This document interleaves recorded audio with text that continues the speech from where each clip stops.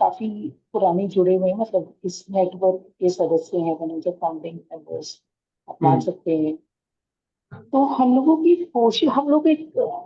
काफी सारे लोगों ने मिलकर एक नेटवर्क ज्वाइन बनाया, जो कि हम लोग ऑल्टरनेट एजुकेटर्स हैं, मतलब जो हम मानते हैं कि शिक्षा जो है और सीखने की जो पद्धति है हमारी, वो क्लासरूम और यूनिवर्सिटीज के बाहर भी हो सकती है। जी सिर्फ हम टीचर्स, क्लासरूम और टेक्स्ट बुक से नहीं सीख सकते हैं।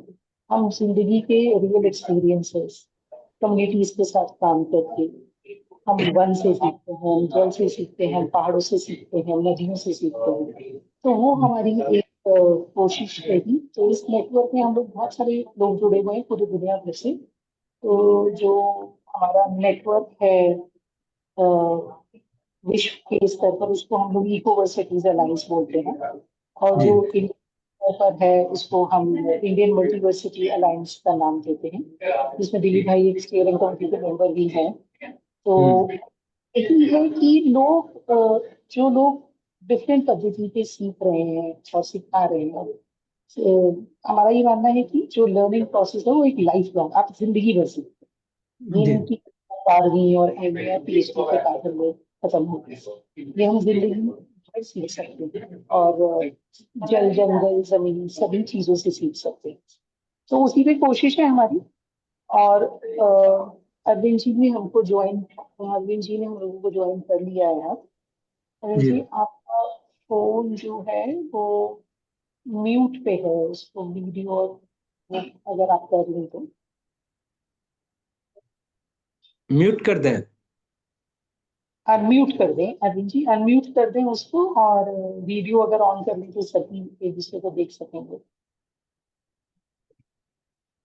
नारायण जी, आप भी अनम्यूट कर दीजिए, दिलीप भाई आप भी अनम्यूट कर लीजिए। ये बाकी अनम्यूट करना होगा बोलने के लिए। ये आपको वीडियो दिखाना है क्या अपना फेस? अपना चैनल एक बार दिखला दो। जी नमस्कार। नमस्कार हमारे नमस्कार। नमस्कार जी। तो हमारे साथ नारायण जी हैं, हमारे साथ दिलीप भाई हैं। नारायण जी दरभंगा ये के वॉइस क्षेत्र में ऐसे है। काफी काम कर रहे हैं। तालाब बचाओ आंदोलन इनका चलता है। नमस्ते। और इन्होंने ब्यूरोक्रेसी और जुडिशरी के साथ मिलकर काफी काम किया है। अब बोलिए। दिलीप भाई हैं, दिलीप भाई हमारा। हेलो, हाँ मोहन सुनाई दे रहा है दिलीप? और है, सुन पा रहे हैं हम लोग आपको। और दिलीप भाई हैं, दिलीप भाई हमारे साथ गुजरात और महाराष्ट्र और हिमालय में अरावलीज में काफी काम कर रहे हैं। और अच्छा इनका जल के ऊपर काम है, जो आप जानते हैं सोनम वांगचुक जो लद्दाख हाँ हाँ हाँ हाँ वो उनके साथ जुड़े हुए हैं। तो मैं भी ना। चला रखी है, उस पर भी काफी काम चल रहा है। और हम्म, अरविंद जी संथाल परगना झारखंड में काफी एक्टिव मधुपुर बेस्ड है, देवघर डिस्ट्रिक्ट में। वो ये सुखाड़ विरोधी अभियान जो है उसके कन्वीनर हैं, और इनका जल पे काफी काम रहा है। तो जी हम एक्चुअली ये वाली जो वेबिनार सीरीज, ये वाला जो सेशन है हमारा, सबसे हम्म, पहला हमारा सेशन था कि हम राजेंद्र भाई जो राजस्थान में जिनको हम वाटरमैन के नाम से जानते हैं, उनके साथ हमारा था। दूसरा, हम जो लोग नदियों की यात्रा कर रहे हैं और हम्म, नदी पे जिनका काम है, उनके साथ हमारा सेशन हुआ था। और तीसरा सेशन हमारा जो प्रोफेसर, एकेडमिशियंस और पोएट, संगीतकार जो नदियों से प्रेरित होकर काम कर रहे हैं, उनके साथ हमारा जल के ऊपर जिन्होंने काम किया। और आज हमारा चौथा सीरीज है, चौथा वेबिनार है इस सीरीज में जल के ऊपर, जिनमें हमने बुलाया है उन लोगों को जो कम्युनिटी के साथ मिलकर जल के ऊपर काम कर रहे हैं, चाहे तालाब बचाओ आंदोलन है, या फिर वाटरशेड पे काम है, या सुखाड़ के ऊपर काम किया जा रहा है। तो ये है। तो हमारा ये सेशन 1.5 घंटे का होगा। और मेनली हमारा ये आइडिया है कि हम लोग अपनी कम्युनिटी को कैसे प्रेरित करेंगे और उसको कैसे मोटिवेट करें कि जल से हम क्या सीख सकते हैं। हमारा ये मानना है कि जो यूनिवर्सिटी है वो 4 वॉल्स कैंपस में नहीं, हम हम्म, कहीं पर भी सीख सकते हैं। हम नदी से भी सीख सकते हैं, हम जल से भी सीख सकते हैं, हम एक ट्राइबल से भी सीख सकते हैं, हम एक गांव की महिला गांव में जो फार्मर है उससे भी हम सीख सकते हैं, उनके पास जो नॉलेज और ट्रेडिशनल विजडम है उससे हम सीख सकते हैं। जी तो ये एक लाइफ लॉन्ग लर्निंग जो प्रोसेस है कि हमने कहा हम वाटर यूनिवर्सिटीज, हर जगह हम वाटर यूनिवर्सिटीज बनाए, तो उसको हम कैसे पहल कर सकते हैं, चाहे वो अरविंद जी हो, चाहे दिलीप भाई हो, चाहे नारायण जी आप हो, जो आप लोग काम कर रहे हैं अपने अपने क्षेत्र में, उसमें कहीं ना कहीं सीखने का हर एक को मौका मिल रहा है और लोग अपनी तरीके से काम कर रहे हैं। तो हम ये सेशन इस तरह से चलाएंगे कि हमको आपकी जो जर्नी है, आपकी जो पहल रही, आपने कैसे शुरुआत किया, आप कैसे प्रेरित हुए, आप कहाँ से जुड़े, क्या आज की स्थिति है, हमारी लर्निंग्स और इन मूवमेंट्स को हम आगे और कैसे कर सकें, तो वो रहेगा। तो एक्चुअली पिछले सेशन में हमने क्वेश्चंस रखे थे, इस सेशन में हम क्वेश्चंस नहीं रखना चाह रहे हैं, हम आपकी जर्नी को सुनना चाहते हैं। आपकी जर्नी जो इतनी इंस्पायरिंग है, लाइफ जर्नी, उसको हम सुनना चाहते हैं। तो हम एक काम करेंगे, पहले हम लोग 15-15 मिनट हर स्पीकर को देते हैं, उनकी जो जर्नी है उसको हम सुनेंगे ताकि एक डेप्थ में हम सुन सकें। और उसके बाद हम दूसरे स्तर में दूसरे सवाल पे जाएंगे कि बाकी लोगों को हम कैसे प्रेरित करें कि ये जो छोटे छोटे हमारे या बड़े स्तर पे जो हम मूवमेंट्स तैयार कर रहे हैं उनको हम कैसे कर सकते हैं, एक आम आदमी उससे कैसे जुड़ सकता है, अपने स्तर पे कहीं भी रह के वो उसको कैसे कर सकता जी है। तो हम शुरू करते हैं। तो नारायण जी आपसे शुरू करें हम। एकदम जो आदेश बताइए आपकी जर्नी क्या रही। मेरा हम 84 से 90 तक मध्य प्रदेश के झाबुआ और बस्तर में काम किए और 91 में आ गए हम बिहार। बिहार के ही रहने वाले हैं, मधुबनी जिला। तो यहाँ जो काम शुरू किए तो दिनेश कुमार मिश्र उनका हाँ। हाँ, दिनेश कुमार मिश्र का एक बहुत मजबूत ग्रुप और एक कई तरह सभी जिला में था बाढ़ मुक्ति अभियान। तो स्वाभाविक मैं यहाँ पर उससे जुड़ा और उस ग्रुप के साथ बाढ़, सुखाड़, तटबंध, वाटर लॉगिंग, विस्थापन, कई मुद्दा से जुड़े रहे। फिर मिश्रा जी थोड़ा सा स्टडी में फोकस किए और एक जो स्ट्रेंथ थे वो दूसरा तरफ उनका ये हुआ, तो वो ग्रुप थोड़ा कम सक्रिय हुआ। तो हम बाढ़ सुखाड़ तो कर ही रहे थे, इसी क्रम में हमने तालाब बचाओ अभियान शुरू किया। ये मुझे लगता है 2010-12 के बीच, क्योंकि मैं जो गांव का तालाब को जो हालत देख रहा था, तो ये गांव के तालाब यहाँ बिहार में दो तीन तरह से खत्म हो रहे हैं। एक हुआ है क्या, सबसे बड़ा जो खराबी हुआ है कि जो साइंटिफिक फार्मिंग के नाम पर जो टैंक फार्मिंग है, बिजनेस फार्मिंग है, उस बिजनेस फार्मिंग को हमने ट्रेडिशनल कल्चरल पॉन्ड में रेप्लिकेट किया है। तो उसका असर ये हुआ है, जो टैंक फार्मिंग है, बिजनेस फार्मिंग है, उसमें सेलेक्टेड मछलियों का फार्मिंग होता है जो सबसे ज्यादा प्रॉफिट दे। अभी क्या हुआ है कि जब हम उस मेथड को ट्रेडिशनल टैंक में लाए हैं, तो उससे टैंक की जो डाइवर्सिटी था, एक्वेटिक डाइवर्सिटी था, वो डाइवर्सिटी समाप्त हो गया। यहाँ सबसे पहला काम होता है उसको क्लीनिंग करना। क्लीनिंग करने का मतलब है कि उसमें पॉइजन डाल दीजिए तालाब में, और जितने तरह के जीव हैं तालाब के सबको खत्म कर। तो तालाब में जैसे ही आप टैंक अप्रोच लागू किए तो तालाब का पानी खत्म हो गया। तालाब के पानी का जो स्वच्छ, उसके अपने जो उसमें जिसमें 50 से 75 वैरायटी के मछलियां होती थी मिथिला के तालाब में, और वो तालाब वो वही सब साफ करता था, एक दूसरे का फूड चेन होता था, सपोर्ट सिस्टम होता था, वो टोटल खत्म हो गया। तो पूरे नॉर्थ बिहार के तालाब अब आज के तारीख में अब उपयोगिता के लिए नहीं रहा। दूसरा, कि शहर में जितने नगर निगम हैं वो सब उसमें अपना सीवेज कनेक्शन कर दिया है, तो शहर के तालाब तो खत्म हो ही गया। तीसरी बात कि अतिक्रमण बड़े व्यापक स्तर पर हो रहे हैं। तो हम लोगों ने इस संदर्भ में कि जो ट्रेडिशनल नॉलेज है लोगों का, उसको लेकर के कैसे तालाब को बचाया जाए, उसके बायोडायवर्सिटी को किया जाए। तो तालाब बचाओ अभियान एक मंच के रूप में दरभंगा नागरिक और उसमें जो है यहाँ पर एक मानस बिहारी वर्मा थे साइंटिस्ट, डॉक्टर गणपत मिश्र, प्रोफेसर विद्यानाथ झा, प्रोफेसर प्रेम मोहन मिश्र, कई इंटेलेक्चुअल वो सब इस मंच के एक बड़े ही मजबूत सपोर्टर और मार्गदर्शक रहे हैं। हम लोगों ने 2 मेमोरेंडम सबमिट किए, लेकिन मेरा बहुत खराब अनुभव है, मतलब पॉजिटिव है, निराशाजनक नहीं कह सकते हैं, लेकिन सुप्रीम एक तरफ बिहार में मुझे लगता है कि वाटर बॉडी को लेकर के कोई मैकेनिज्म नहीं है, सिस्टम नहीं है।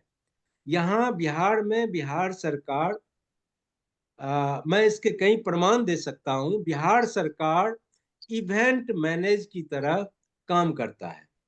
अगर सुप्रीम कोर्ट से कुछ आदेश हुआ तो उस समय जो कंसर्न पदाधिकारी होते हैं कुछ आंकड़े, कुछ फोटोग्राफ्स, कुछ एविडेंस क्रिएट करते हैं, वो सुप्रीम कोर्ट में डाल देते हैं। पटना हाई कोर्ट से कुछ आदेश प्राप्त हुआ तो आदेश एक ये नहीं है कि एक बार हियरिंग हुआ है।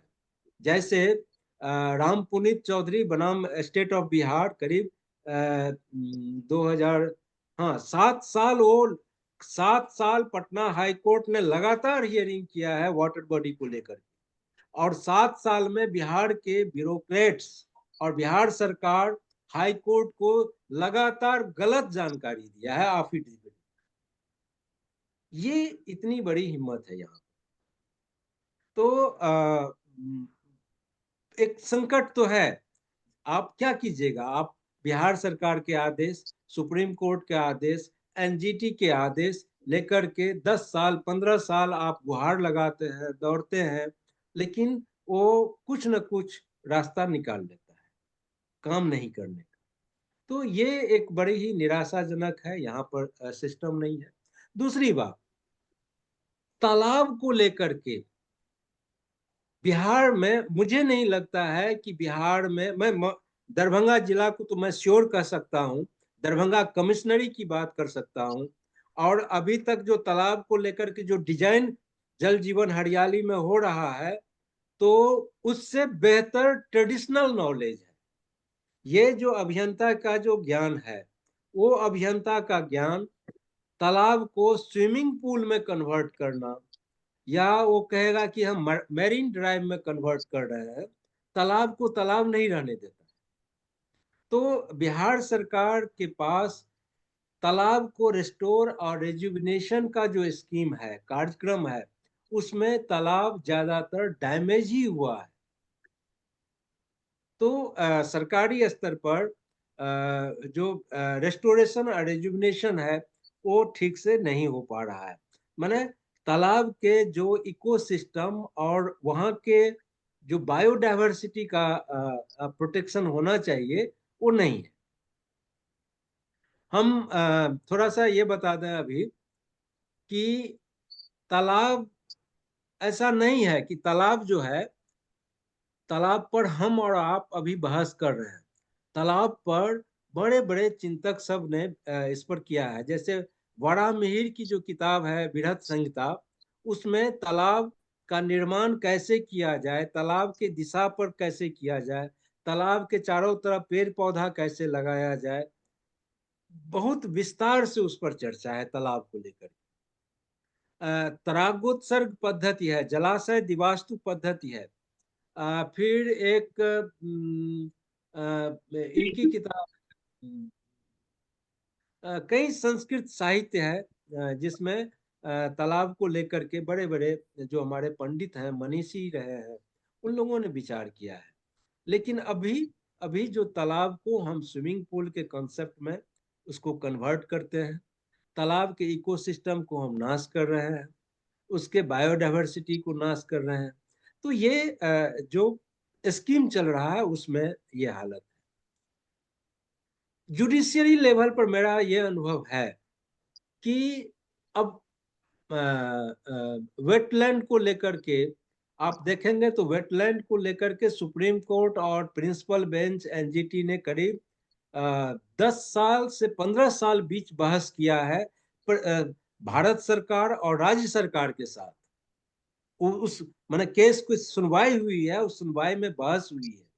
अगर हम सुप्रीम कोर्ट और प्रिंसिपल बेंच एनजीटी का दो तीन केस की अगर हम एक साथ पीरियड जोड़ दें तो 10 से 15 साल होता है। लेकिन इस 15 साल में अकाउंटेबिलिटी फिक्स नहीं करते हैं आप कि अगर तुम्हें कोई तालाब भरा जा रहा है, कोई नदी भरा जा रहा है और उसके कोई कंसर्न पदाधिकारी एक्शन नहीं लेते हैं तो उन पर क्या कार्रवाई होनी चाहिए। तो कोई अकाउंटेबिलिटी नहीं है अफसरों का, इसीलिए अफसर वो इवेंट की तरह उस समय कुछ अपना मैनेज कर लेते हैं और हम लोगों की बात जो जमीनी कार्य करता है उसकी बात को कभी महत्व नहीं देते। ये है यहाँ का। तब हमारे कैंपेन का क्या इम्पैक्ट हुआ है? उसका इम्पैक्ट ये हुआ है कि पूरे बिहार में मैं समझता हूँ कि बड़े व्यापक स्तर पर लोगों को सुप्रीम कोर्ट की क्या आदेश है, एनजीटी का क्या आदेश है, हाई कोर्ट का क्या आदेश है, बिहार सरकार के क्या क्या आदेश समय समय पर रहा है। तो एक जागरूकता बढ़ी है, लोग अब कंप्लेन करना शुरू किए हैं एक रेफरेंस के साथ कि ये बिहार सरकार का आदेश है, ये सुप्रीम कोर्ट का आदेश है। तो ये जानकारी बढ़ी है और उस पर अब थोड़ा सा जो है पदाधिकारी बात सुनते हैं, पुलिस प्रशासन बात सुनते हैं, जो कि पहले नहीं सुनता था। तो ये एक माहौल बदला है। दो हमने पीआईएल भी किया था, उसमें एक यूनिवर्सिटी में हम लोगों को सफलता मिली है। उसमें एक तालाब को स्विमिंग पूल बनाया जा रहा था, उसको रेस्टोर किया गया नेचुरल रूप में। और अभी एक दिघी, हराही, गंगा सागर जो करीब 800-900 वर्ष पुराने तालाब है, उसको लेकर के एनजीटी में हियरिंग हो रही है और एनजीटी ने उसको आदेश किया है। अब देखते हैं कि उसमें क्या होता है। तो यही है हम लोग हमारा अनुभव तालाब को लेकर के। बहुत बहुत धन्यवाद नारायण जी। इसमें हम वापस आएंगे जो आपने पॉइंट्स टच कर रहे हैं तालाब के।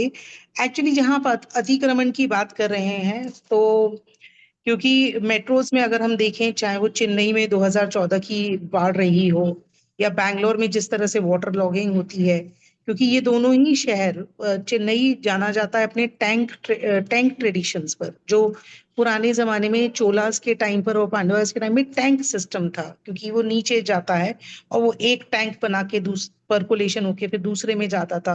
वो किस तरह से खत्म हुआ, तो उसको भी रिवाइव करने की यहाँ पर कोशिश कर रहे हैं। लेकिन क्या हुआ, उन सब जगह पर आज की डेट में इमारतें खड़ी कर दी गई। सिमिलरली बैंगलोर में यही हुआ, जहां जहां वेटलैंड है, जहां जहां स्पॉन्ज एरिया था कि आपका पर्कुलेशन होता था, वो वहां पर इमारतें खड़ी कर दी गई।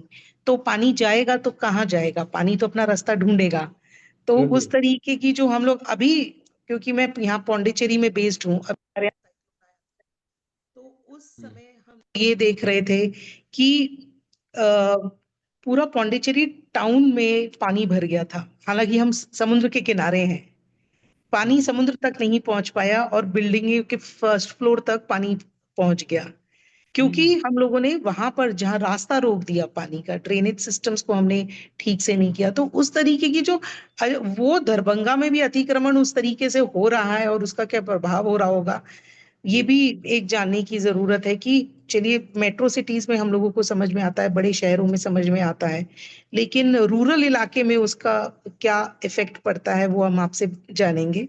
तो हम चलते हैं अरविंद जी भी हमारे साथ हैं। अब आपने दिनेश जी की बात की, तो दिनेश जी जो हैं वो अरविंद जी के साथ जुड़े भी रहे हैं और उनकी संस्था के गवर्निंग बोर्ड मेंबर भी थे, तो हम लोगों ने काफी प्रेरित भी रहे हैं उनसे। तो एक लिंक बनता नजर आ रहा है। तो हाँ, हाँ। अरविंद जी, हम चाहेंगे कि आप अपनी जर्नी के बारे में हम सबको बताएं कि कहाँ से शुरू हुई और अब जो आपने सुखाड़ विरोधी अभियान चलाया, एक पूरी मुहिम चलाई, क्योंकि वहां पर जो हम मानते हैं कि उनका ये मानना है कि ड्रॉट जो है वो झारखंड में जो ड्रॉट है वो मैनमेड ड्रॉट है, आदमी द्वारा क्रिया किया गया है। उनका ये मानना नहीं कि हमें इतनी बारिश नहीं होती या इतना पानी नहीं था, लेकिन फिर भी हम ड्रॉट से इफेक्टेड रहते हैं झारखंड में। तो शायद वो ज्यादा अच्छी तरीके से, बेहतर तरीके से बता पाएंगे। अरविंद जी, आप अपनी लाइफ जर्नी के बारे में और जल पे जो आपने काम किया उसके बारे में आप हम लोगों को थोड़ा सा बताएं।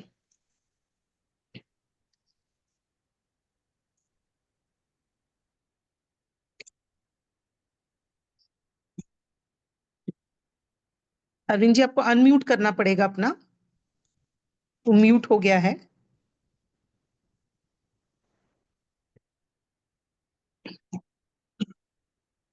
हाँ, अनम्यूट हो गया है वो, नहीं। अच्छा, हाँ बोलिए।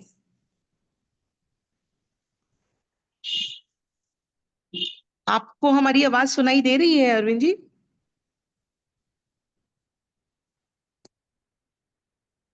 हेलो, आपकी आवाज हम लोगों को नहीं सुनाई दे रही है। कलाश्री, आप को रेगुलेट कर सकते हैं, उनका अनम्यूट कर सकते हैं जो इंस्ट्रूमेंट है। हाँ हाँ, I am just doing that. हाँ,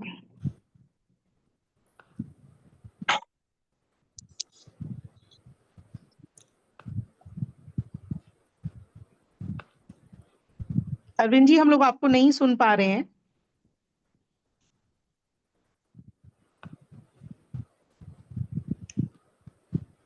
अभी अनम्यूट हो गए हैं। अरविंद जी, हम लोग आपसे आपकी जो जर्नी रही है उसके बारे में जानना चाहते हैं।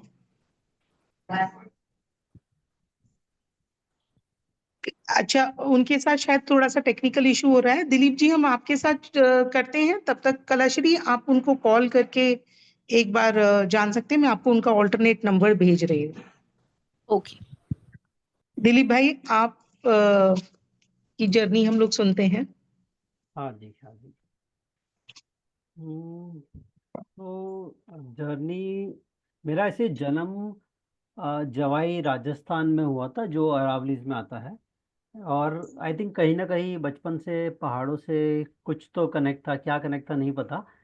और जब पहाड़ की बात करते तो ऑब्वियसली पानी साथ में आता है, जंगल साथ में आता है, बिकॉज पहाड़ अकेले सिर्फ पत्थर है, और पहाड़ है तो पानी है तो जंगल है। तो कहीं ना कहीं वो था। बट फिर क्वालिफिकेशन से तो सीए और एमबीए हो, तो कॉर्पोरेट में बिजनेस में काम किया 10-15 साल। और फिर लगभग 10 साल पहले 2014-15 में मैंने वो सारा काम छोड़ के इकोलॉजी पे काम करना चालू किया। और करंटली हमारा प्रोजेक्ट्स अरावली में है, एक सह्याद्री में है और हिमालय में है। और बिकॉज मुझे पहाड़ों से लगाव है, तो ये 3 बड़े माउंटेन रेंजेस इंडिया के, वहाँ पे हम छोटे स्तर पे एक एक विलेजेस में काम करते हैं। प्राइमरली पानी पे, बट फिर जब पानी पे काम करते हो तो ऑब्वियसली साथ में अ, पहाड़ पे हो गया, जंगल में हो गया, कम्युनिटी के साथ हो गया। और हर एक ज्योग्राफी का अलग एक डायनामिक है, अलग एक तरीका है किस तरह से पानी बहता है, पानी रहता है, पानी जीवन देता है उस इलाके को और नर्चर करता है। और जब तीनों एरिया में कंपैरेटिव देखते हैं तो बहुत सारे लर्निंग है, बिकॉज हम जो बोलते हैं जल ही जीवन है, ये एक्चुअली ट्रू है। एंड मोर सो जब पहाड़ों के ऊपर की तरफ जाते हैं तो उसकी रियलिटी और भी समझ में आती है। शायद नीचे में कम समझ में आती है, बट ऊपर जहाँ से पानी फ्लो होता है वहाँ से काफ़ी सारा दिखता है। तो और ये जल पे, जैसे कि अभी हम जो सह्याद्री में काम कर रहे हैं, तो एक ट्राइबल विलेज है, वहाँ पे हमने वाटरशेड डेवलपमेंट का काम किया है पूरे विलेज लेवल पे, उनकी पानी की प्रॉब्लम सॉल्व करने के लिए। और ये विलेज गांव के टॉप पे है, तो ऑब्वियसली सारा पानी फ्लो हो जाता है। बट इसमें हमने कोई मॉडर्न सॉल्यूशन नहीं लाया कि बोरवेल या मोटर लगा के आप पानी निकाल दो एंड प्रॉब्लम सॉल्व हो गया। नहीं, हमने गांव के ट्राइबल्स थे और इन सबको इनफ विजडम रहा है, और पहले तो ये लोग खुद ही मिलके अपने हेरिटेज वाटर स्ट्रक्चर्स को मेंटेन, रिवाइव, रिस्टोर सब करते थे। लास्ट शायद 50 सालों में जब से गवर्नमेंट सिस्टम आया है जो मैनेज कर रहा है, लोगों ने ओनरशिप लेना बंद कर दिया है। तो हमने उसी को रिवाइव किया कि आपको ट्राइबल्स को पता है, जब आप पहाड़ों पे रहते हो सालों से, सह्याद्री में जहाँ पे बहुत बारिश भी होता है और फिर बहुत गर्मी भी होती है जब पानी बह जाता है, तो लोग बहुत पहले से अपना पानी मैनेज करते हैं। उनको पता है कहाँ गड्ढा खोदेंगे तो पानी आएगा, कहाँ कुआं बनाना चाहिए, कहाँ तालाब बनाना चाहिए, कहाँ पहले चेक डैम बनाते थे, किस साइज के किस फॉर्म में बनाना चाहिए। तो हमने वो विजडम उनसे सीखा, समझा, और उन्हीं को एकजुट करके उनके पानी के प्रॉब्लम पे काम कर रहे हैं। ना कि कोई मॉडर्न सॉल्यूशन लाया है जो out of the box, out of the world हो। नहीं, उनके सिस्टम्स जस्ट दैट कि हम थोड़े मॉडर्न टेक्नोलॉजीज यूज कर सकते हैं कि कुछ जगह पे मशीनें यूज कर ली, कुछ जगह पे प्लास्टिक यूज कर लिया, कुछ जगह पे मोटर यूज कर लिया, बट फंडामेंटली उनके जो विजडम्स है वेल्स के, लेक्स के, पॉन्ड्स के, चेक डैम्स के, बंस के, वो सब अडॉप्ट किए, कंट्रोल लाइंस किए और उस पर काम करें। बिकॉज पानी का सॉल्यूशन पानी के स्ट्रक्चर्स बनाने में नहीं है, बट पूरा का पूरा इकोसिस्टम को फिक्स करने में है। राइट फ्रॉम प्लांटेशन क्या है, डाइवर्सिटी क्या है, पहाड़ों का फ्लो कैसा है, लोग कैसे उसको मैनेज कर रहे हैं, अभी वो कूड़ेदान बन गए हैं या अभी भी वो स्ट्रक्चर्स यूज हो रहे हैं या वॉशिंग के लिए यूज हो रहे हैं। तो ये सारे पूरे इकोसिस्टम को फिक्स करने का काम है, ना कि सिर्फ एक पाइप लगाने का। तो हम उस पर काम कर रहे हैं कि इकोसिस्टम को फिक्स करेंगे तो हम गाँव का पानी का प्रॉब्लम सॉल्व करें। पानी इतना डीप रूटेड प्रॉब्लम है बिकॉज गाँवों में पानी के कारण या तो माइग्रेशन होता है जब पानी नहीं होता है एम्प्लॉयमेंट के लिए, या वुमेन पे इतना ज़्यादा बर्डन आता है कि वो कुछ और नहीं कर पाते, दिन में 5 घंटा से पानी में लगे रहते हैं। तो जब ये सॉल्व करते हैं, एक तो माइग्रेशन रुकता है, लोकल एम्प्लॉयमेंट होता है बिकॉज पानी है तो खेती होगा, भेड़ बकरी है, और वुमेन को जब टाइम मिलता है तो वो अपने लाइफ और डेवलपमेंट में काम करते हैं। जैसे कि हमने ये जो गांव में काम किया है, लड़कियों को हमने लास्ट 2 साल से स्पोर्ट्स में इन्वॉल्व किया है, जब से उनके पानी का प्रॉब्लम आधा हो गया। और अभी वो स्टेट लेवल पे, नेशनल लेवल पे स्पोर्ट्स में बहुत आगे बढ़ चुके हैं, जबकि पहले तो करजत तक भी नहीं गए थे ट्रेन में, और अभी पूरे इंडिया घूम रहे स्पोर्ट्स में। बिकॉज उनका एज ट्राइबल्स उनके पास एनीवे स्ट्रेंथ और फ्लेक्सिबिलिटी तो था ही 3 घंटा कैरी करने का। हमने उस स्किल को डाइवर्ट कर दिया स्पोर्ट्स में ताकि उनका कॉन्फिडेंस बढ़े, उनका डेवलपमेंट हो, उनको बात करना है, वो दुनिया को अपने स्किल्स दिखा सके, वो सारा चीज़। तो पानी बहुत ही डीप रूटेड प्रॉब्लम है। और रिसेंटली मैं कच्छ में था और धोलावीरा में गया था, और ये समझ में आता है कि पानी से जब एक छोटा सा 10,000 लोगों का टाउन खाली हो सकता है 5,000 साल पहले जब पानी नहीं है, तो अभी अभी हमारे जो बड़े बड़े सिटीज़ है जो पूरे के पूरे बाहर से पानी ला रहे हैं माउंटेन से, कितने वल्नरेबल है, स्पेशली बिकॉज हम लोग सस्टेनेबल तरीके से नहीं मैनेज कर रहे। तो ये चीज़ें तो बहुत ऑब्वियस है। दूसरा, हम अरावलीज में जो काम करें वो एक वाइल्ड लाइफ जोन है, जवाई लेपर्ड कंजर्वेशन रिजर्व है। तो वहाँ पे भी पानी का अभी इशू ऐसा है कि सरफेस वाटर बॉडी सारे जगह से ऑलमोस्ट खत्म हो चुके हैं, लेक, पॉन्ड्स, स्ट्रीम्स, बिकॉज उस पे रिस्टोरेशन का एफर्ट बहुत कम होता है और लोग बोरवेल में चले जाते हैं बिकॉज बोरवेल से फास्ट इजी पानी मिल जाता है। बट सरफेस वाटर बॉडी इतना ज़्यादा इंपॉर्टेंट है जो बोरवेल नहीं कर सकता है। बिकॉज सरफेस वाटर बॉडी एक तो आपको फ्रेश पानी मिलता है, दूसरा आपका इकोसिस्टम का हेल्थ को डिनोट करता है। और सरफेस वाटर बॉडी ठीक रहेगा तो जंगल और जंगली जानवर सस्टेन कर पाते हैं। बोरवेल ह्यूमन तो खोद सकता है बट जंगली जानवर तो उस पर नहीं डिपेंडेंट हो सकते। तो जवाई में भी हम सरफेस वाटर बॉडीज पे काम कर रहे हैं जो कि पुराने लेक्स थे जो अभी कूड़ेदान बन गए हैं, उनको साफ करके उनको रिस्टोर करने की ट्राई करें। But again it is not about one lake, it is about the whole ecosystem and also the community. Because humans तो अपने इंजॉयनिटी से शायद ओशन के पानी से नमक निकाल देगा, एक्विफायर से पानी खोद देगा, बट जंगलों का और जानवरों का क्या, वो तो सरफेस वाटर बॉडीज पे ही सस्टेन कर रहे हैं। And therefore restoring them is very important for health of the entire planet. Similarly Himalaya में मैंने एक्चुअली पानी का काम चालू तो आइस तूफा से किया था। जब हमने जो ग्लेशियर से पानी गिरता है उसको आकाश में उड़ा के फ्रीज कर दो कोन के फॉर्म में। तो वो भी ट्रेडिशनल नॉलेज था कि हिस्टोरिकली लोग ग्लेशियर के फ्लोइंग वाटर को रोक के चेक डैम बना के उसको फ्रीज करके रखते थे गाँव में और फिर यूज़ करते थे। उसी ट्रेडिशनल विजडम को एक थोड़ा इनोवेटिव एंगल दिया सोनम जी ने और कोन के फॉर्मेशन में बनाया.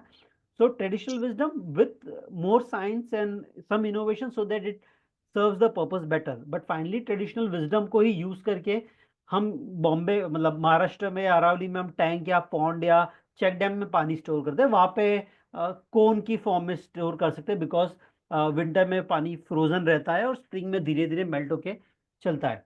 और जब तीनों सह्याद्री, अरावली और हिमालय पे पानी का काम किया तो ये तो समझ में आ रहा है कि पानी कितना क्रूशियल है करंट ह्यूमैनिटी के लिए. और अगर अगला वर्ल्ड वॉर होता है तो शायद पानी पे ही होगा, जो हमको दिख भी रहा है. चाइना जो ब्रह्मपुत्र पे डैम बनाने की कोशिश कर रही है, इतने सारे एग्रेशन हो रहे बिकॉज बाकी सब चीज़ से इंसान एक बार चला सकता है बट विदाउट पानी बहुत मुश्किल है. और ट्रेडिशनल हेरिटेज स्ट्रक्चर्स को रिस्टोर करना इतना डिफिकल्ट नहीं है. जस्ट दैट कि कम्युनिटीज ने पूरा ओनरशिप गवर्नमेंट पे डाल दिया और गवर्नमेंट अपना काम नहीं कर रहा है. वो मॉडर्न डेवलपमेंट वाले सॉल्यूशंस ला रहा है जो कॉर्पोरेट्स को फायदा हो, बट जो ट्रेडिशनल चीज़ें जो लॉन्ग टर्म सस्टेनेबल सॉल्यूशंस है उस पर बहुत ज़्यादा फोकस नहीं है. बट ये भी देखा है दूसरी तरफ कि अगर हम ऐसे सॉल्यूशंस लाए और कम्युनिटी को एंगेज करें और सक्सेसफुल रोल मॉडल्स बनाए, जैसे कि आई स्तूपा है या बहुत सारे लेक रिजुवनेशन के प्रोजेक्ट इंडिया में चल रहे हैं, तो काफ़ी लोग इंस्पायर होकर उस पर काम भी करते हैं. तो यस, मतलब जितना ज़्यादा अंधेरा हो छोटी भी छोटे उजाले से भी उसका बहुत मायने रखता है. और आई थिंक हम सब वही काम कर रहे हैं कि अपने एंड से जो भी हम छोटा मोटा काम कर रहे हैं उससे डेफिनेटली बहुत लोग मोटिवेट भी हो रहे हैं, अपने काम को कर भी रहे हैं. और hopefully someday corporates and governments में भी better sense आएगा कि sustainability doesn't mean only sustainable profits but overall sustainability of the ecosystem. तो ये है मोटा मोटी मेरा जर्नी. और फिर आगे हम जैसे अनीता जी पूछेंगी हम ज़्यादा डीप डाइव कर सकते हैं. Thank you so much. बहुत बहुत धन्यवाद दिलीप भाई, ये तो बहुत इंटरेस्टिंग काम आप कर रहे हैं कि आपने फोकस जो है वो मतलब लड़कियों को किस तरह से स्पोर्ट्स में डाइवर्ट किया और पानी के जरिए जो उनका काम था. और आई थिंक हम लोग हर कोई कुछ ना कुछ इस तरह की पहल हम लोग कर रहे हैं कि एक क्रिएटिव तरीके से हम लोग काम कर रहे हैं. तो वही हम बोल रहे हैं ना कि इंसान कहीं भी सीख सकता है, किसी भी मुद्दे से सीख सकता है और उसको आगे कैसे बढ़ा सकते हैं और यूथ को हमने कैसे जोड़ा. तो हम जो दूसरे राउंड में आएंगे हम इस पे बात करेंगे कि यूथ का क्या रोल रहा है आजकल की. जो हम जल पे बात कर रहे हैं उनका क्या सोचना है, वो क्या क्या काम कर रहे हैं और उनको कैसे हम और जोड़ सकते हैं इस पूरे मुहिम के साथ जो है कि हम जल से कैसे सीखें. तो अरविंद जी आप अपना ये अनम्यूट करें, तो हम लोग आपको सुन नहीं पा रहे हैं एक्चुअली. हम लोग कोशिश कर रहे हैं कि उनकी जो टेक्निकल इशू हो रहा है क्योंकि वो हमें सुन पा रहे हैं लेकिन हम उन्हें नहीं सुन पा रहे हैं. तो अभी हम लोग देख लेते हैं.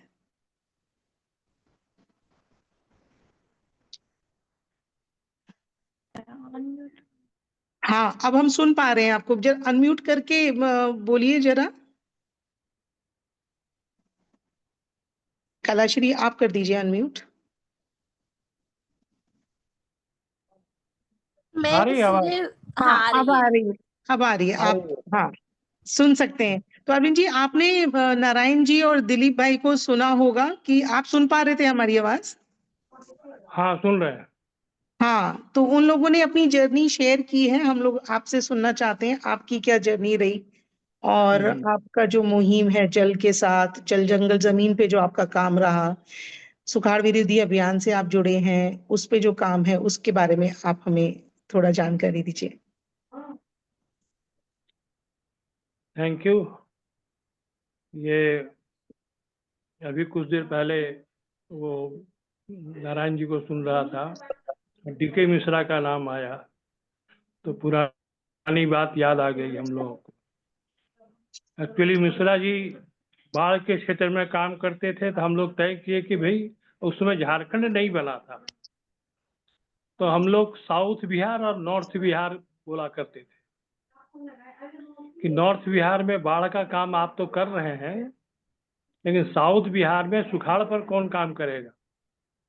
उसी पर मिश्रा जी, मैं और स्टैनले जो आज हमारे बीच नहीं रहे, ये सुखाड़ विरोधी अभियान एक संगठन बना करके पूरे झारखंड में सुखाड़ के खिलाफ कैसे क्या क्या आंदोलन चल सकता है, पॉलिसी लेवल पर क्या हो सकता है, उसको लेकर के हम लोग मुख्य रूप से क्या है कि झारखंड में हर 2 साल 3 साल के बाद सूखा पड़ जाता है, और इसीलिए वो कहते हैं कि ये सूखा, हम लोग बार बार कहते हैं कि ये मैन मेड सूखा है, प्रकृति से कोई सूखा नहीं है। वो इसलिए कि प्रत्येक साल झारखंड में 1100 मिलीमीटर से लेकर के 1400 मिलीमीटर पानी पड़ता है।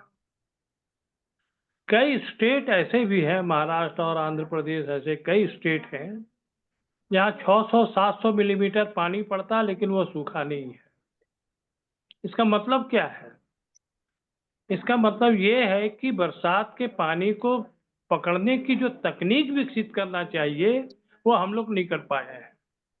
हम लोग मतलब वो सरकार भी है, हम लोग भी है, सब है, ये हम लोग पानी पकड़ने की जो तकनीक विकसित होना चाहिए वो नहीं विकसित पा रहे। और इसी को लेकर के लगातार पॉलिसी लेवल पर उस समय बाबूलाल मरांडी मुख्यमंत्री हुआ करते थे शुरू के दिनों में, तो उनसे लगातार ये बातचीत होती रही है, भाई इसके लिए कुछ कीजिए आप। तो उनको हमने अनुपम जी का जो तालाब आज भी खड़े हैं उनको दिया था,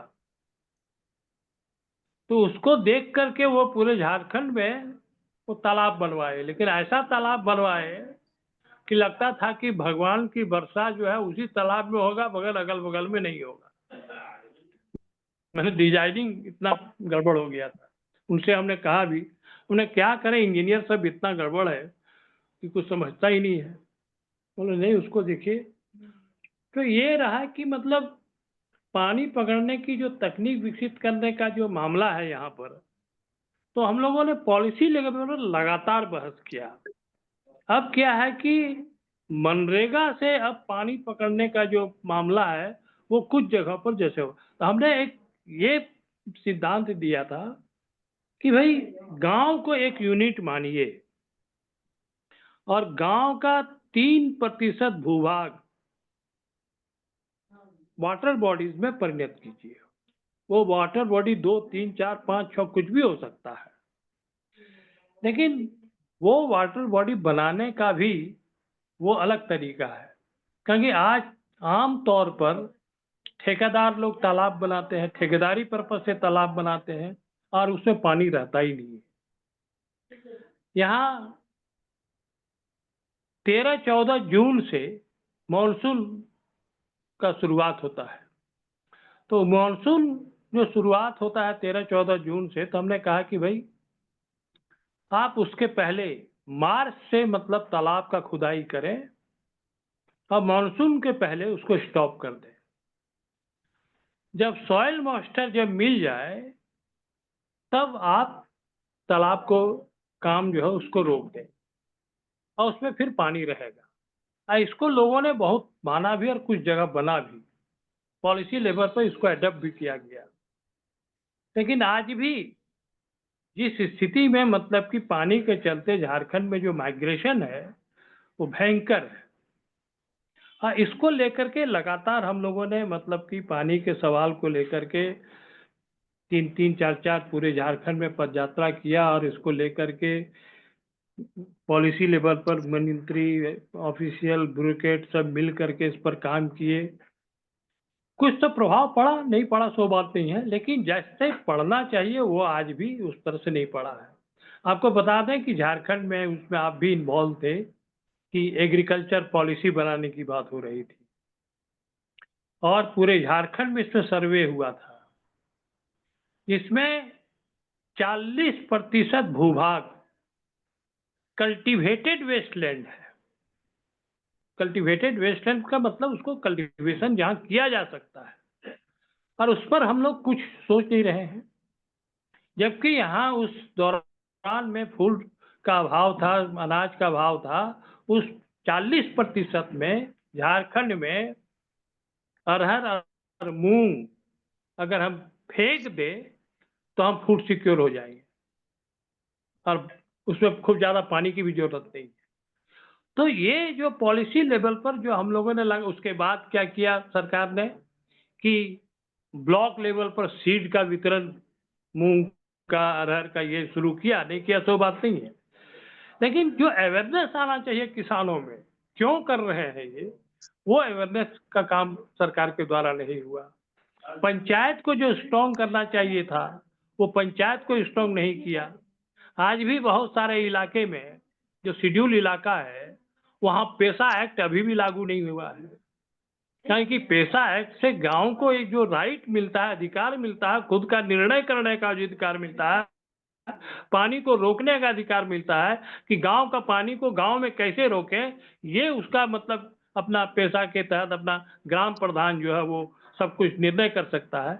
तो आज भी अभी डवाडोल है, लेकिन अभी पेशा पर एक्ट मैंने कानून बन रहा है, वो हमको लगता है कि अब जल्दी इसको भी लोग लेंगे। तो मेरा कहने का मतलब ये है कि ये जो मैन मेड ड्रॉट है इसको हम ओवरकम कर सकते हैं, बशर्ते कि पॉलिसी लेवल पर और कम्युनिटी लेवल पर, दोनों लेवल पर इसको चिंतन की जरूरत है और इम्प्लीमेंट की जरूरत है। और ये जो डिबेट जो अभी भी जिस तरह से चल रहा है, वो डिबेट जो पूरी तरह से जितना जो होना चाहिए वो नहीं हो पा रहा है। अभी जो रिसेंटली जिस तालाब के बारे में बोल रहे हैं, मधुपुर में एक सर्वे हमने कराया था पूरा तालाब का, तो सारा इंक्रोच हो चुका है और उसमें आपको बिल्डिंग सब बन गया है, कोई स्कूल चला रहा है, कोई घर बना रहा है, कोई कुछ कर रहा है। तो ये सब जो लेवल पर जो होना चाहिए, जो मतलब एक्शन होना चाहिए, वो अभी भी नहीं है। अभी कुछ दिन पहले आपको बता दें, यहाँ मधुपुर में हम लोगों ने छोटा छोटा जो स्ट्रीम है उसका सर्वे किया था। जो जिंदा स्ट्रीम था आज वो मर गया। क्यों मर गया? उसका मुख्य कारण के ऊपर के पोर्शन में जो जंगल था वो जंगल कट गया, तो वो स्ट्रीम खत्म हो गया, वो मर गया। तो वो स्ट्रीम का पानी जो छोटा जोरिया में जाता था, जोरिया से नदी में जाता था, तो शुरू का स्ट्रीम ही खत्म हो जाने के बाद में पानी का स्रोत ही बंद हो गया। तो ये जो काम करने की जरूरत है, और इसके चलते हो क्या रहा है कि हमारा टॉप सॉइल बरसात के दिनों में वो भयंकर रूप से बह जा रहा है, टॉप सॉइल। और यहाँ जो 1 फीट के लगभग में आपको जिंदा सॉइल है जहाँ की हम उपज कर सकते हैं, और ये यदि सॉइल बह जाएगा तो उससे 2 परिणाम होगा। एक तो हमारा नदी या जोरिया जो है वो भर जाएगा, और हमारे पूरे झारखंड को एक तरह से मरुभूमि का रूप में परिणत होना पड़ेगा। तो इस पर सारा चीज काम करने की जरूरत है और पॉलिसी लेवल पर करने की जरूरत है। हम बहुत शॉर्ट में इस तरह से चीजों को आपके सामने रखा है। इसको हमारी जर्नी बहुत शॉर्ट इसी स्थिति में हम लोग रह रहे हैं। बहुत बहुत धन्यवाद अरविंद जी, आपने इतने संक्षिप्त में अपनी जर्नी को समझाया। उसमें हम एक और जो आपने पहल की थी वाटर सिक्योर्ड विलेज बनाने की, जो वाटर स्केर्सिटी वाले विलेज थे उनको आपने वाटर सिक्योरिटी दी थी। वो तालाब के थ्रू जो छोटे तालाब बने थे उस पे आप थोड़ा सा प्रकाश डालिए। ये उसमें क्या था, उसमें था कि पूरा गांव, इसीलिए हम पैसा की बात इसलिए कर रहे थे कि पावरफुल होता तो हम गांव को मतलब पानी के मतलब कि वो कर सकते थे। कारण ये था कि गांव को का जो पानी है उसको गांव में रोकना, और ये तकनीक गांव के लोगों के हाथ में है। वो जानता है कि कहाँ हमारा गांव का पानी बाहर जा रहा है और उसको कैसे रोकना चाहिए, किस तरह से बंडिंग बनाना चाहिए, किस तरह से उसको बाढ़ बनाना चाहिए, ये उसको आइडिया है। और उसके तहत वो पूरे पानी को यदि वो रोक लेता है तो वो समझ लीजिए कि वो पूरा गांव पानी के अभाव में उसका मैंने अनाज मरेगा नहीं, ये तो तय है। तो और इसको मनरेगा से भी आप जोड़ सकते हैं। मनरेगा से, और उससे क्या होता है कि गांव में अनाज एक के जगह 3 फसल हो सकता है, लोगों का एम्प्लॉयमेंट हो सकता है, पानी का अभाव खत्म हो सकता है, पीने का भी पानी और जानवरों को भी पानी। तो यहाँ तो गर्मी के दिनों में तो जानवर को पानी नहीं मिलता। वो तो हम लोग जंगल के इलाके में कुछ जंगल बचाए हैं कि पानी का लेवल कुछ वहाँ बना हुआ है जिसके कारण वो पानी मिल जा रहा है। तो ये पानी के गांव को सफिशिएंट बनाने के लिए पानी के दृष्टिकोण से गांव के पानी को रोकना। अगर गांव के पानी को हम यदि रोक लेते हैं तो वो गांव पानी में सफिशिएंट हो जाएगा और कम्युनिटी उसको बहुत प्लस इसको यदि आपको सरकार का यदि सपोर्ट मिल जाता है तो मनरेगा का यदि सपोर्ट मिल जाता है तो ये हम लोगों ने इस तरह से किया है।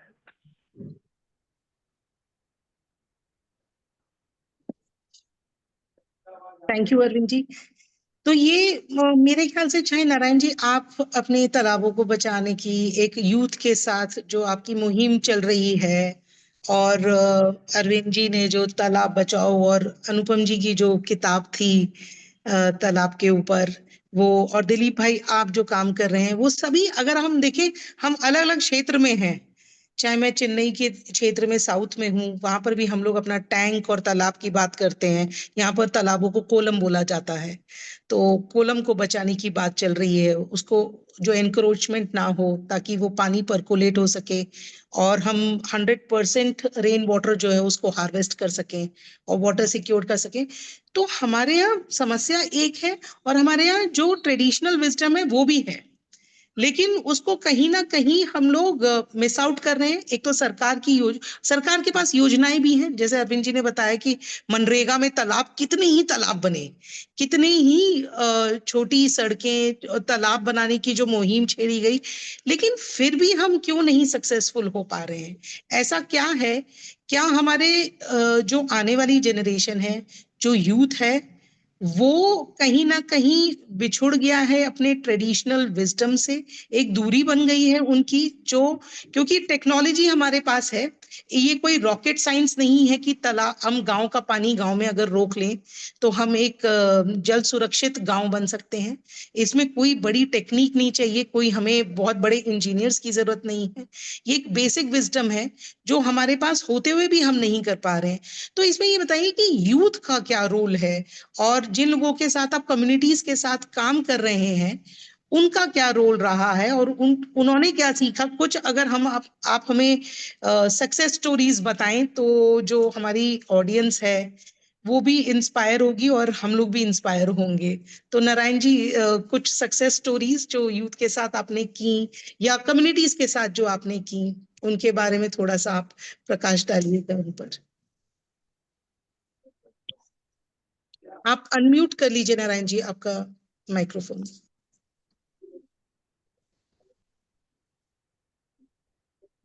दरभंगा शहर में एक तालाब है, मखनाही तालाब। वो राज स्कूल के सामने है और उस तालाब को भरने का करीब करीब 30 साल से प्रयास किया जा रहा है। 30 साल से। भरने का? हाँ, भरने का कंटिन्यूअस।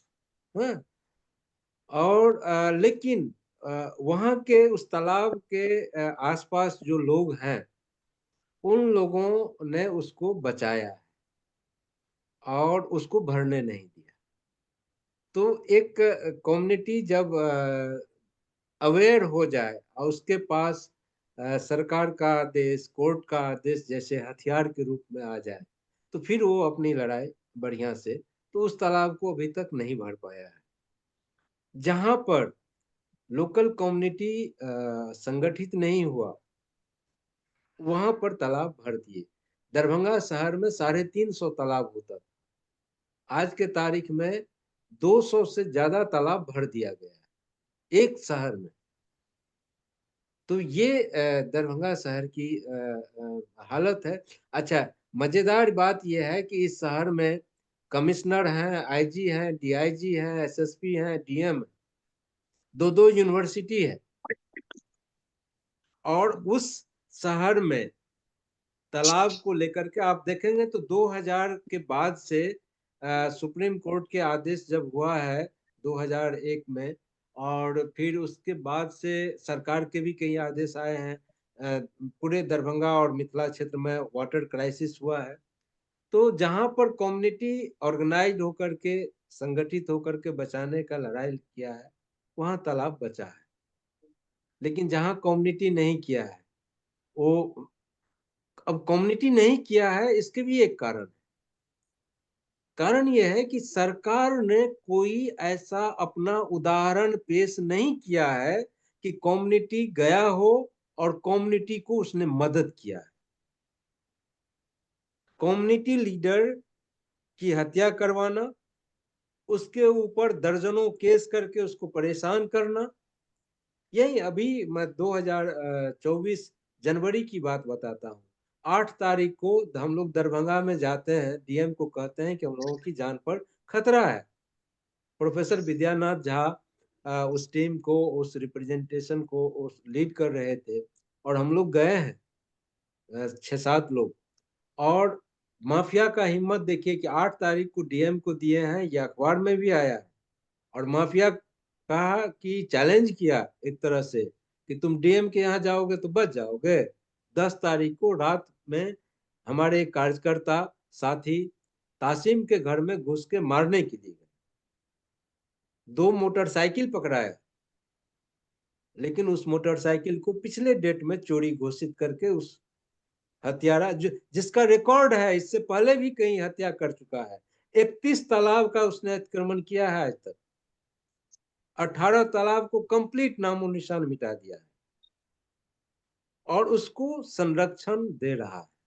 तो कम्युनिटी लड़ाई लड़ने के लिए तैयार है। आज भी मुझे एक जगह से मैसेज किया है, लेकिन जो अपराधी तत्व है, माफिया है, उसके साथ पुलिस प्रशासन स्ट्रांगली खड़ी है।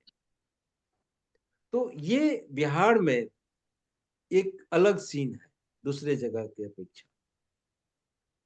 कोई उदाहरण नहीं है, एक भी। हम तो 15 साल से दे रहे हैं ना, एक उदाहरण नहीं प्रशासन ने कायम किया, एक उदाहरण नहीं कायम किया है कि एक अपराधी के ऊपर एफआईआर किया हो आज तक 15 साल में, जबकि मेरे पास तालाब भरने की सूची है। तो सरकार और सरकार के पदाधिकारी की जो भूमिका होनी चाहिए वो बिहार में बहुत कमजोर है। और कम्युनिटी की पार्टिसिपेशन के लिए उसने स्पेस को जीरो कर दिया है। कम्युनिटी पार्टिसिपेशन के लिए स्पेस को ही खत्म कर दिया है, कहीं स्पेस नहीं है उसकी पार्टिसिपेशन। जो भी स्पेस है वो सिद्धांत में है, व्यवहारिक में कोई पार्टिसिपेशन नहीं है अभी। अब आप बताइए कि मैं एक उदाहरण बता रहा हूँ कि दरभंगा शहर में 3 जो लेक का ब्यूटिफिकेशन प्लान बना है, कोई इंजीनियर उसके योग्य नहीं है, लेकिन उसने कभी हम लोगों से पूछने के लिए कभी नहीं कहा कि इसमें आप लोगों की क्या राय होनी चाहिए। अब एक उदाहरण मैं बताता हूँ, जैसे 3 तालाब है, दिघी, हराही, गंगा सागर। तो जो दिघी है उसमें विंटर के समय में बाहर से पक्षियां आती थी और पूरे तालाब में भरी रहती थी पूरे विंटर, जिसको हम लोग विदेशी मेहमान कहते थे। अब उसमें मोटर बोट चलवा रहा है, तालाब में मोटर बोट, उससे किनारे का पानी कट रहा है। तो यही है, कम्युनिटी ने बचाया भी है, कम्युनिटी लड़ने के लिए तैयार है। अब तालाब को लेकर के ज्यादा आवेदन आते हैं, लोगों ने अभी धरना दिया है 1 सप्ताह पहले तालाब को बचाने के लिए। तो लोगों में अवेयरनेस आई है, लेकिन मैं सबसे ज्यादा निराश हूँ सरकार के पदाधिकारी को लेकर के। उनका रिस्पांस बहुत खराब है। एक उदाहरण नहीं है बिहार में कि जहां पर वो जनता के साथ खड़ी हुई। यही मेरा अनुभव।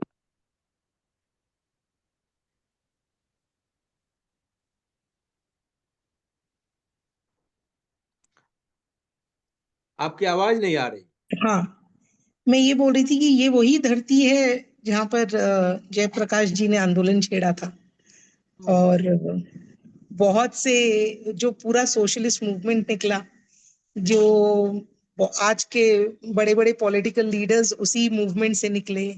तो ऐसा क्या, आई थिंक वो आप नारायण जी और अरविंद जी दोनों बहुत बेहतर तरीके से बता पाएंगे कि जो धरती क्रांति के लिए इतनी मानी जाती है, जहां से क्रांतिकारी निकले हैं, पनपे हैं, पैदा हुए हैं, जहां पर उस धरती का आज ये हाल है, उस क्षेत्र का ये हाल है, चाहे वो बिहार हो, चाहे वो झारखंड हो, चाहे वो छत्तीसगढ़ हो जी या उड़ीसा हो, वो ये एक ऐसा क्यों हुआ? आज की डेट में देखा जाए तो जितने ब्यूरोक्रेट हैं, अगर उनकी परसेंटेज कोई अगर हम स्टडी करें तो बिहार और उड़ीसा से सबसे ज्यादा ब्यूरोक्रेट्स आते हैं। तो वो एक गैप जो है वो ऐसा क्यों है? दिलीप भाई हंस रहे हैं इस बात को देख के, वो शायद महाराष्ट्र और गुजरात में भी यही सोचते होंगे। तो दिलीप भाई आपसे सुनते हैं और फिर हम लोग आएंगे वापस नारायण जी और अरविंद जी आपके पास कि ये गैप क्यों है, क्योंकि हमारा जो अगला वेबिनार है उसमें हम ऐसे ब्यूरोक्रेट्स को लेके आ रहे हैं जिन्होंने गवर्नमेंट के दायरे से बाहर निकलकर पानी के मुद्दे पे बहुत बड़ा काम किया है। तो जो आप बोल रहे हैं कि सरकार का साथ नहीं मिल रहा है, ऐसे कुछ पदाधिकारी के साथ हम लोग अगला वेबिनार जो हमारा है वो उनके साथ है। तो बहुत अच्छा रहेगा कि आप भी उसमें ज्वाइन करें और आपकी भी बात उस वेबिनार में भी हम लोग रखेंगे और उसको कैरी फॉरवर्ड करेंगे।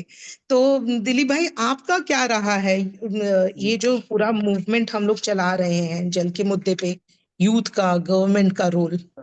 तो इसमें दो प्रश्न है कि ऐसा क्यों है, सेकंड यूथ एंड कम्युनिटी का क्या पॉजिटिव स्टोरीज है।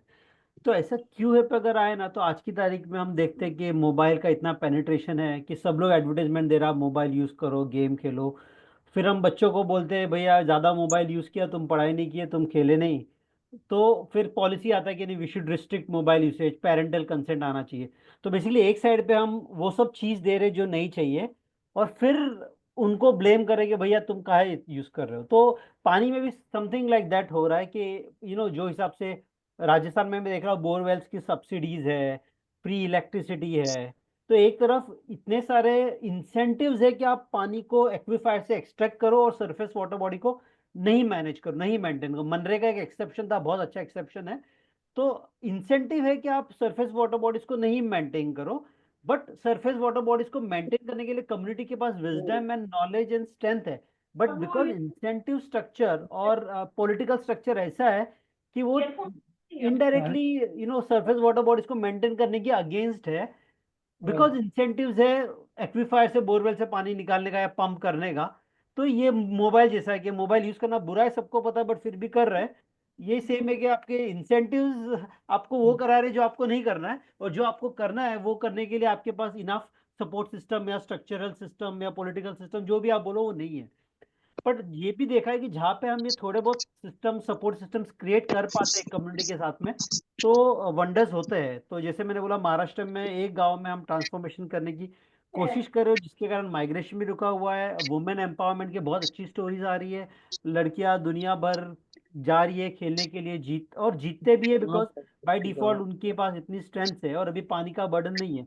तो ऐसे स्टोरीज आ रहे हैं, but at the same time ये चैलेंज तो है ही कि कम्युनिटी को पार्टिसिपेट कराना है। तो पॉलिटिकल इक्वेशंस गांव के, वहाँ के पंचायत के इंसेंटिव्स की, वो नहीं चाहते कई बार कि आप ये ऐसे काम करो, बिकॉज उनके स्कीम्स में बड़े पैसे होते हैं मोटर से पानी खींचने में, तो क्यों ये वाले काम करें। तो ये सब चैलेंजेस है, बट जब सक्सेस स्टोरी होता है और जब देखते हैं कि उनके नेक्स्ट जनरेशन कुछ कर पा रहे हैं, बाहर नाम कमा पा रहे हैं, तो आई थिंक लोगों को धीरे धीरे रियलाइजेशन आता है कि इसके फायदे भी है। सिमिलरली हमने लद्दाख में देखा है कि आइस तूफा जो एक स्कूल से चालू हुआ था, आज की तारीख में 18 गांव के बच्चे लोग उस पर काम कर रहे हैं, यूथ काम कर रहे हैं, कम्युनिटीज काम कर रही है, बिकॉज उनसे उनसे उनके प्रॉब्लम सॉल्व हो रहे हैं। तो सेम चीज़ है कि गवर्नमेंट इनिशियली अडॉप्ट नहीं कर रहे थे, और ठीक है एक प्रोजेक्ट है करके देख रहे थे, बट एक बार सक्सेस स्टोरीज आए और लोगों का इन्वॉल्वमेंट हुआ, तो वो चीज़ फैलती भी है। Of course opposition and road blocks आते रहते हैं हर एक प्रोजेक्ट में जैसे आते हैं। सो आई थिंक दोनों तरीके हैं कि सक्सेस स्टोरी क्रिएट करना और उसको आगे लेके आना, ये बहुत ज़रूरी है, बिकॉज करंट माहौल में फेलियर होने के बहुत सारे रीजंस और रोड ब्लॉक्स तो डेफिनेटली है ही। बट उसके बाद भी अगर हम थोड़े थोड़े चीज़ें लाए, तो आई थिंक उससे अपना मोटिवेशन भी बढ़ेगा, लोगों का मोटिवेशन भी बढ़ेगा। तो समवेयर ये दोनों का बैलेंस रखना जरूरी है। मतलब मोबाइल मैं खुद भी यूज करता हूँ और कंट्रोल करता हूँ उसको यूज करने का। सिमिलरली हमें बाकी तो हमने हमारे प्रोजेक्ट में इंश्योर किया कि हम एक भी बोरवेल नहीं खोदे, हम एक भी पंप नहीं लगाए, हम सरफेस वाटर बॉडीज पे काम करेंगे, भले उससे वो 5 साल लग जाए। और कम्युनिटी के इन्वॉल्वमेंट से धीरे धीरे कर रहे हैं और हो रहा है। ठीक है, कभी ऊपर नीचे होता है, but I think long term game है। और पानी तो प्राणा का रूप है, तो हमें अपना प्राणा तो हाई रखना ही पड़ेगा ऐसे कामों में लग के करने के लिए। और बस वही कोशिश है। Thank you. बंद कर दिया। थैंक यू दिलीप भाई। ये तो बहुत मतलब जो आपने मेटाफोर दिया है मोबाइल का। या नारायण जी, आप कुछ बोलना चाहते हैं, प्लीज। हाँ। हम ये कहना चाह रहे हैं कि बिहार में हेलो अनिता, बिहार में पानी जो है एक स्ट्रेंथ है उसका। बोल दे रहे हैं यहाँ पे बोल दो। अनु दीदी को। हेलो। हेलो, हाँ सुनाई दे रहा है नारायण जी, हाँ, बताइए। तो पानी जो है बिहार का, पानी, पॉपुलेशन, यहाँ की मिट्टी, ये इसका स्ट्रेंथ है। तो जब तक झारखंड था, माइंस था उधर, इधर पानी, एग्रीकल्चर। जब झारखंड इसके हाथ से निकल गया, तो अब पानी को लेकर के बाढ़ नियंत्रण को लेकर के यहाँ पर जो भी पॉलिटिकल पार्टी रहे हैं, मुझे ये इसका उपयोग करते हैं वो अपने राजनीति चलाने के लिए, पॉलिटिकल खर्चा के लिए। और अभी दो विचार चल रहा है बाढ़ नियंत्रण पर।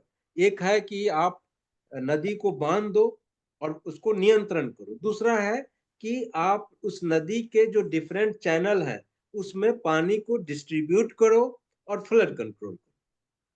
तो पानी को डिस्ट्रीब्यूट करके ये इसमें जो है ये काम नहीं हो रहा है, और यहाँ पर हमारे नदी के साथ वैसे ही व्यवहार किया जा रहा है, वो पॉलिटिकल खर्चा निकालने। सिमिलरली एक एक तालाब को जब भर के बेच देते हैं तो 10 से 50 करोड़ का जो है वो डीलिंग हो जाता है। तो यहाँ ट्रेड कॉमर्स है नहीं, इंडस्ट्री है नहीं, बिजनेस है नहीं। ये जो मॉडर्न हमारे ब्यूरोक्रेट्स हैं, इनको पैसा चाहिए, ऊपर जो मंत्री हैं उनको इलेक्शन का खर्चा चाहिए। तो सच्चाई ये है, क्योंकि आप जो देख रहे हैं पानी का सीन, वही आपको एजुकेशन भी दिखाई देगा, वही आपको खेती में भी दिखाई देगा, वही आपको हॉस्पिटल में भी दिखाई देगा, मोर और लेस।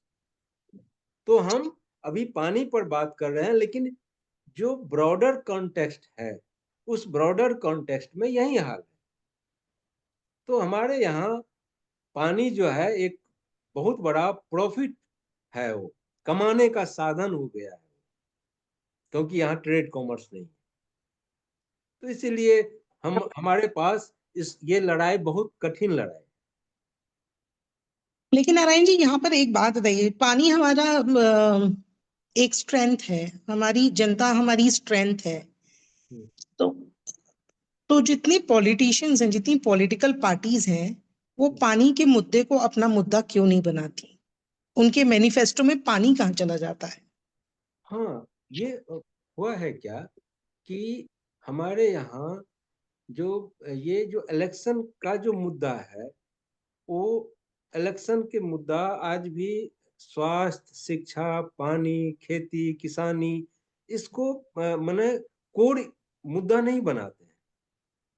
ये कभी कहीं कोई हॉस्पिटल में मर गया तो चलिए एक मुद्दा बना, कहीं पर तटबंध टूट गया तो वहां पर रिलीफ के लिए, क्योंकि उस रिलीफ से हमें होगा, तो इसको लेकर नहीं करते हैं। और ये दूसरी बात क्या है कि बिहार के पॉपुलेशन जो चेंज कर सकता है समाज को, वो बिहार में नहीं रहता है, वो बिहार छोड़ के बाहर है। वो या तो ट्रेन में है, बस में है, या पूरे देश में रोजगार के लिए या शिक्षा के लिए भटक रहा है। तो बिहार में जो चेंज करने वाले, जो प्रोडक्टिव फोर्स है, चेंज करने वाले जो फोर्स है, वो बिहार में है कहाँ? नहीं है। तो अगर आप याद करें कि जब मनरेगा लाया गया था, इसको नरेगा का नाम दिया गया था, ये नरेगा के स्कीम में आया था, तो उस जो शुरुआत हुई थी, और मुझे याद है अरुणा रॉय और जॉन रेस, ये लोगों ने पूरी एक यात्रा भी चलाई थी, और उस समय हम लोग भी उस यात्रा से जुड़े हुए थे। माइग्रेशन को रोकने में नरेगा बहुत बड़ा सहयोग करेगा, योगदान करेगा। तो उसमें कहीं ना कहीं सक्सेस भी हुआ है, लेकिन उस तरीके से, जिस तरीके से पहल होनी चाहिए थी, शायद वो कहीं ना कहीं चूक गए हैं हम। लेकिन इसको हम आगे बढ़ाते हुए, अरविंद जी को उनके शायद फोन में कुछ इशू हुआ था, तो वो नहीं है इस टाइम हमारे पास। इस वेबिनार में उनका नहीं दिखाई दे रहा है। उनका मैसेज भी आया है कि वो बैटरी शायद उनकी लो हो गई है, क्योंकि वो काफी ऐसे एरिया में है जहाँ इलेक्ट्रिसिटी का भी काफी इशू रहता है। तो उसमें हम अगर देखें, दिलीप भाई, ये आपसे भी है और नारायण जी ये आपसे भी है प्रश्न, कि जो हम ये काम कर रहे हैं अपने स्तर पर, इसको हम युवाओं को, हम सब युवाओं को जोड़ रहे हैं, हम सब कम्युनिटीज को जोड़ रहे हैं, और अपने स्तर पे हम सब काम कर रहे हैं, माइक्रो लेवल स्तर पे हो वो, एक दूसरे से इंस्पायर होके भी हम कर रहे हैं। तो बाकी लोगों को हम इसमें कैसे जोड़ें? दिलीप भाई, आपने नारायण जी की स्टोरी याद सुनी होगी, नारायण जी आपने दिलीप भाई की याद स्टोरी सुनी होगी।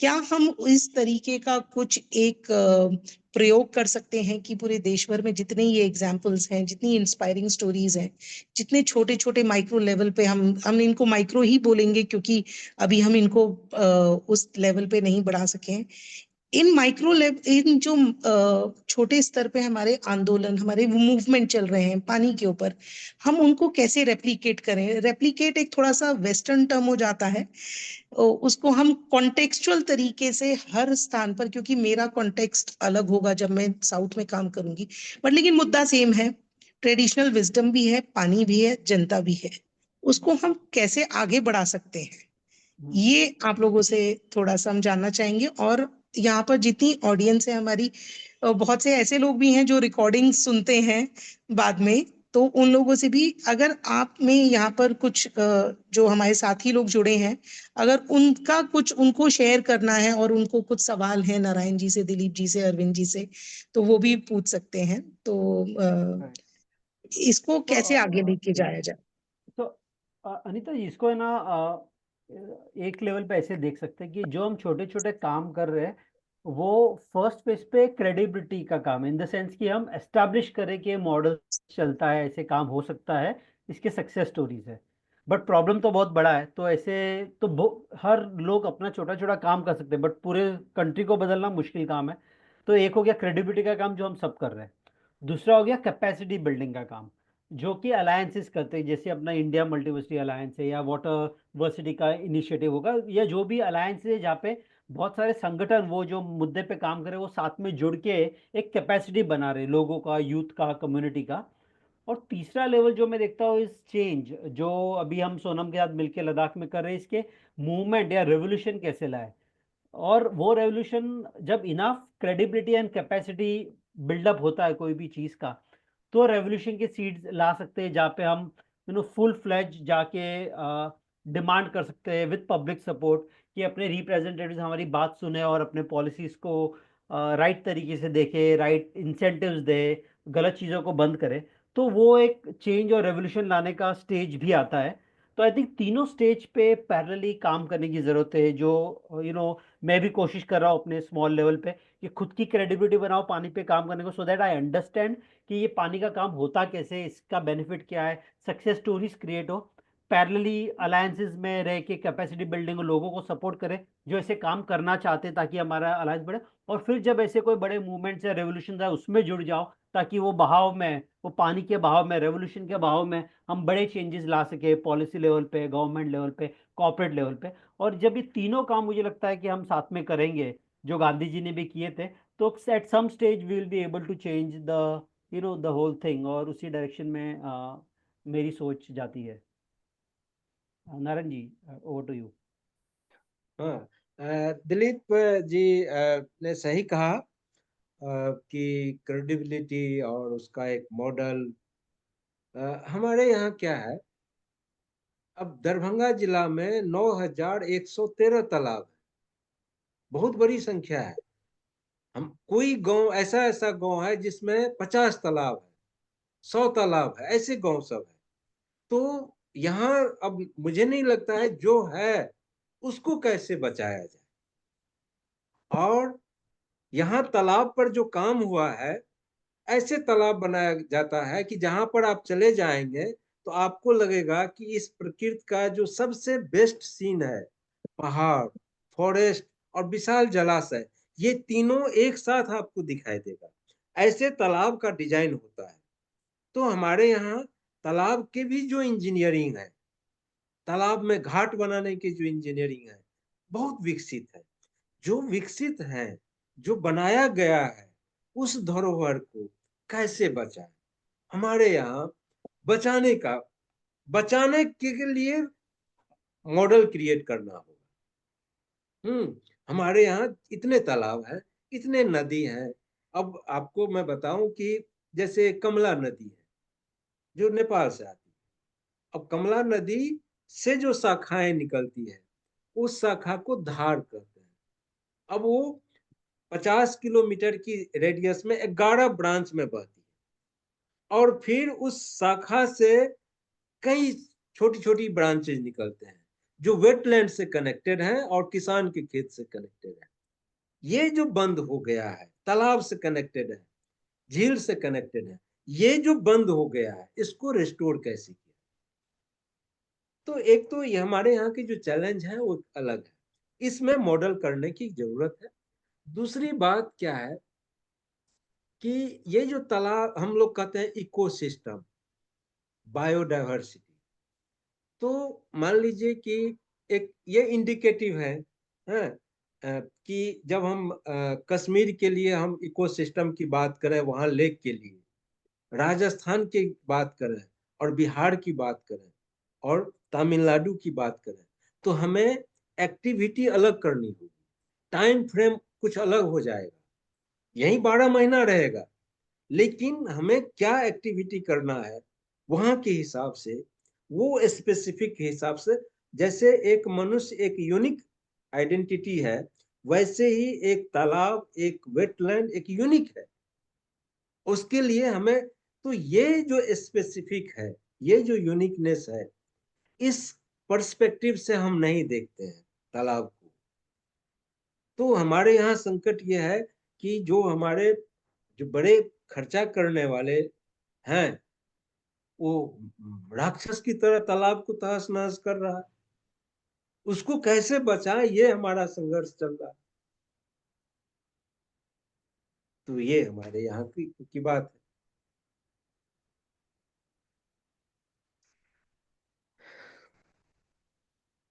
और कोई कुछ पूछना चाहे तो मुझे लगता है कि ज्यादा। हमारे साथ आपके साथी जुड़े आए हैं, विद्यानाथ झा जी। जी जी जी जी, हमारे अभी पिलर स्ट्रेंथ है, वो पिलर ऑफ स्ट्रेंथ। तो प्लीज अगर आप हमारे साथ कुछ शेयर करना चाहते हैं तो मोस्ट हाँ वेलकम। हाँ। वेदना जी, आप अपना माइक्रोफोन अनम्यूट करके अगर आप इस चर्चा को आगे बढ़ाना चाहते हैं और कुछ अपना अनुभव हमारे साथ शेयर करना चाहते हैं तो प्लीज मोस्ट वेलकम।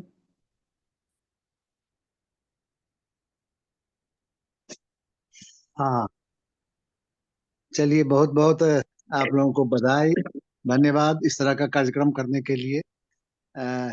और जो जमीन से जुड़े हुए 3 वाटर फ्रंट पर काम करने वाले लोग हैं, आपने उनको इनवाइट किया है, उन लोगों ने अपना एक्सपीरियंस शेयर किया है, बहुत ही अच्छा अनुभव है। मैं बेसिकली एक एकेडमिशियन हूँ, रिटायर्ड प्रोफेसर हूँ। जो जो चर्चा आप कर रहे हैं आप लोग, निश्चित रूप से जिस इलाके में हम हैं, मिथिला क्षेत्र है, नॉर्थ बिहार का क्षेत्र है, इसको पानी का क्षेत्र कहा जाता है। बहुत प्राचीनतम काल से पानी का मैका इसको कहा जाता है। जिस दरभंगा शहर में हम हैं, वहाँ नारायण जी ने बताया है कि 300 से ऊपर पोखरे हुआ करते थे। ये वाटर सरप्लस एरिया था, वाटर सरप्लस सिटी था। और आज की तारीख में पिछले मैं समझता हूँ कि 8-10 साल से ऐसी स्थिति हो गई है। 2019 में मैंने देखा कि बहुत बृहत स्तर पर हम लोग यहाँ एक बहुत बड़ा पोखरा है, दिग्घी पोखरा, उसकी पश्चिमी भीड़ पर यहाँ पर हैं, लेकिन यहाँ भी हम लोगों को सबमर्सिब गड़वाना पड़ा। इतना पानी का इतना ये हो गया, डेफिसिट सिस्टम यहाँ हो गया, तब जबकि हम लोग इतने इतने बड़े पोखरे की भीड़ पर हैं। इसका सीधा मतलब है कि इतनी गाद जमा हो गई है कि अब अगल बगल के एरिया में भी पानी परकोलेट नहीं होता, और इसलिए हम लोगों को चूंकि अफोर्ड कर सकते थे तो हमने आपको ये सबमर्सिब करवाया। बाकी लोगों के साथ तो भयंकर संकट, ये स्थिति यहाँ है अभी की। मैं सूचना थोड़ी बहुत चर्चा नारायण जी ने भी की। अभी वो जो हराही पोखरा है, वो मिथिला में कर्नाट वंशीय शासन करीब 700-800 वर्ष पहले हुआ करता था। तो वो बेनेवोलेंट किंग्स थे, और उन्होंने अकाल, जिसको अकाल कहते हैं, अनावृष्टि बोलते हैं। अनावृष्टि तो पहले भी होती थी, आज भी होती है, लेकिन अभी के सिचुएशन में कम से कम ये है कि सरप्लस अनाज देश के पास है ग्रीन रिवॉल्यूशन के कारण, और 80 करोड़ लोगों को अभी फ्री राशन दिया जा रहा है। तो ये, लेकिन उसके इन्वायरमेंटल कंसिक्वेंसेज क्या है, ये अपने आप में बहुत ही भयावह बात है, भयंकर बात। अभी अभी 11 तारीख को शहर में मुख्यमंत्री आने वाले हैं, और जिस पोखरे की अभी चर्चा हो रही थी, हराही, दिग्घी, गंगा सागर, कई सारे, अभी भी बहुत सारे तालाब हैं, बहुत उतना भर दिए जाने के बावजूद भी। तो स्थिति क्या है अभी मुख्यमंत्री के लिए? वो छठ, यहाँ बिहार में तो छठ पर्व होता है, वो छठ पर्व नदियों के किनारे और पोखरों के किनारे होता है। अब पिछले 10 बरस से स्थिति ये है कि इस इलाके में 1200-1250 मिलीमीटर वर्षा हुआ करती थी, एवरेज एनुअल रेनफॉल था। अब वो आपको आ गया है 800 से 900 के बीच में। तो डेफिसिट वाटर तो हो रहा है। नदी, ये आपको पोखरे जो है, सबके साथ ये बात हो रही है। तो जो लबालब भरा हुआ रहता था पोखरा, सालों भर भरा हुआ पोखरा रहता था, आज उसमें आपको ये जो स्टिंकिंग स्कम जिसको बोलते हैं, स्टिंकिंग स्कम, उससे वो छड़ा हुआ है पोखरा। और ये रेनफॉल जितना होना चाहिए एडिक्वेट अमाउंट में, वो नहीं हो रहा है, इनफ्लो नहीं हो रहा है, सारा स्टिंक कर रहा है। पिछले इस बार तो वर्स्ट सिचुएशन हो गया, स्टिंक कर रहा है, पोखरा स्टिंक कर रहा है, जिसमें कि छठ के समय में प्रशासन थोड़ा बहुत जगता था, उसको ठीक ठाक करता था।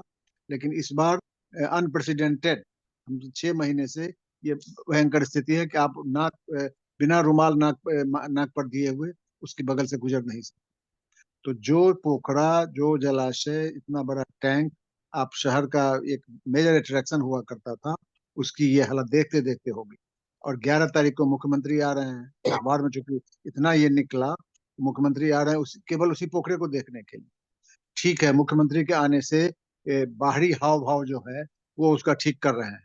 उन्होंने उसके ऊपर से स्कम निकाला है, शक्कर मशीन डाली है, और जितना जो कर सकते हैं करते हैं। लेकिन मुख्यमंत्री के जाने के फिर 10 दिन के भीतर में फिर वही हालत हो जाएगी, एकदम हो जाएगी। दूसरा कोई ये अल्टरनेटिव नहीं है, अनलेस एंड अनटिल इसमें पानी का इनफ्लो हो। तो पानी का इनफ्लो कहाँ से होगा जब डेफिशिएंट वाटर 10-15 साल से डेफिशिएंट रेनफॉल है? तो पोखरों की हालत तो वैसे ही खराब है, वैसे ही खराब है, भयंकर। ये मतलब एक वाटर सरप्लस एरिया एकदम साइलेंटली ये वाटर डेफिशिएंट एरिया में तब्दील हो रहा है, और ये एक वास्तविकता है शहर में। ये हम देख रहे हैं। नदियों की बात हो रही थी, कमला नदी की बात हो रही थी, अभी भारत नेपाल कमला मैत्री मंच के लोग यहाँ आए हुए थे, थ्रेडबेयर चर्चा हुई। नारायण जी ने कहा अब यहाँ भी वो बोले हैं ये बात, 11 सहायक नदियां हुआ करती थी, और आज की तारीख में कमला का जो मेन चैनल है वो झंझारपुर के पास से गुजर रहा है। और उस चैनल में भी यदि आप अप्रैल मई के महीने में यदि आप गुजरिए, तो उस मेन चैनल में भी एक बूंद पानी, जिसको बोलते हैं कसम खाने के लिए, वो भी नहीं रहता, उतना उस मेन चैनल में भी नहीं रहता। अब आप सोच लीजिए क्या हालत हो गई। ये इस एरिया में कोसी से लेकर के बाकी जितनी नदियां हैं, they are known to have change their courses, वो अपना धारा परिवर्तन करती रही है, ये इतिहास है। लेकिन आज की तारीख में सब के सब पैलियो चैनल्स बन गए, पैलियो सरफेस चैनल्स बन गए। बरसात में उसमें पानी रहता है 3 महीने, और बाकी सरकार ने आपको नदियों के ऊपर, तालाबों के ऊपर, ये एक जनता के दबाव के लिए वेलफेयर स्टेट जिसको कहा जाता है, सबके ऊपर घाट बनवा दिए सरकार ने। और आप आकर के देखिए, इतना सुंदर सुंदर घाट बना हुआ है, और नीचे एक बूंद पानी नहीं। पानी केवल बरसात में है, बरसात के बाद उसमें पानी नहीं। तो ये बहुत ही खराब स्थिति है। और तो और जिनके पुरखों ने, अभी नारायण जी बात कर रहे थे तरागोत्सर्ग पद्धति और वास्तु जलाशय, वास्तु, इन सब चीजों की चर्चा कर रहे थे। ये एरिया अपने एंशियंट संस्कृत एजुकेशन के लिए भी जाना जाता है, और इस तरह के बहुत सारे टेक्स्ट हैं पुराने पंडितों के बनवाए हुए, वास्तुकारों के बनवाए हुए, जिसको आज भी लोग फॉलो करते हैं। लेकिन विडंबना ये है कि जिनके बाप पुरखों ने इतने बड़े बड़े जलाशय बनाए, पोखर बनवाए, for larger welfare, public good के लिए बनवाए, उन्हीं की संतान कंज्यूमरिज्म इतना बढ़ गया है, भरवा रहे हैं और भरवा भरवा करके बेच रहे हैं, ये बेच रहे हैं। तो ये तो स्थिति है। इसीलिए कुल मिला करके बहुत ही शोचनीय स्थिति है। और इन्होंने ठीक ही कहा, और कोई भी एक ऐसा उदाहरण सरकार ने प्रस्तुत नहीं किया है कि लोगों को लगे कि वास्तव में वो जो पीपुल्स मूवमेंट है, पीपुल्स एस्पिरेशन है, उसके साथ है। यह बहुत बड़ी विडंबना है। पब्लिक, ये डेमोक्रेटिकली इलेक्टेड जो गवर्नमेंट है, उसमें कितने लोग सेंसिटिव है इसके प्रति, और ये कहीं से इलेक्शन, अब ये तो कई जगह, देश में कई जगह ये बात है। बनेगा जब, जिसको कहते हैं कि नाक ठेकना या गर्दन ठेकना, इसी जब परिस्थिति होगी तो बनेगी, ये स्थिति बनेगी। फिर कभी विस्तार से हम लोग बात करेंगे, लेकिन फिलहाल आपकी जो ये मुहिम है, उसके लिए मैं आपको बहुत बहुत धन्यवाद देता हूँ कि आप यह कीजिए। बहुत सारे फोरम हैं देश में जो इस तरह का काम अब कर रहे हैं, तो ये एक अच्छी बात है। कम से कम चिंता तो जाहिर कर रहे हैं लोग, और चिंता से ही फिर आगे कोई बात निकलती है, चिंतन से बात निकलती है। धन्यवाद।